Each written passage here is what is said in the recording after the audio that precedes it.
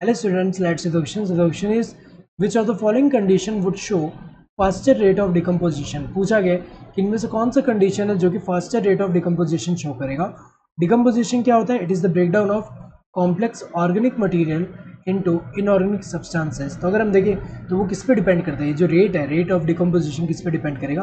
पहला अगर हम देखें जैसे डेट्रिटस जो है उसके कंपोजिशन पे, तो उसमें जैसे क्या दिया है, detritus rich in lignin and chitin. तो अगर हम देखें अगर लिग्निन एंड काइटिन प्रेजेंट है तो इसको ब्रेक करना उतना ईजी नहीं है.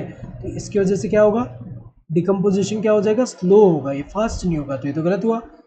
लो टेम्परेचर एंड एन एरोबायोसिस, तो ये जो है, ये अगर हम देखें तो ये कंडीशन भी ये गलत दिया. इससे फास्ट नहीं होगा डिकम्पोजिशन, इससे क्या हो जाएगा, स्लो हो जाएगा. क्योंकि अगर हम देखें तो टेम्परेचर हाई होना चाहिए. अगर हम देखें डिकम्पोजिशन को फेवर कौन करता है, high temperature and aerobic condition. जबकि यहाँ लो टेम्परेचर एंड एनारोबायोसिस दिया हुआ है. इसका मतलब क्या होगा, यहाँ पे ये जो है एक तरह से क्या कर रहा है, यहाँ पे इसके प्रोसेस को इनहिबिट करेगा, यहाँ पे तो ये स्लो करेगा यहाँ पे. तो ये वाला तो गलत है. Detritus rich in nitrogen and water soluble substances, तो ये करेक्ट दिया हुआ है यहाँ पे. अगर डेट्रिटस में नाइट्रोजन रिच है डेट्रिटस और वाटर सॉल्युबल सब्सटेंसेस है जैसे कि शुगर हुआ, तो यहाँ पे डिकम्पोजिशन क्या होगा, ईजियर होगा, तो ये फास्टर रेट शो करेगा. ये तो सही है. कोल्ड एंड मॉइस्ट एनवायरनमेंट, ये गलत दिया है.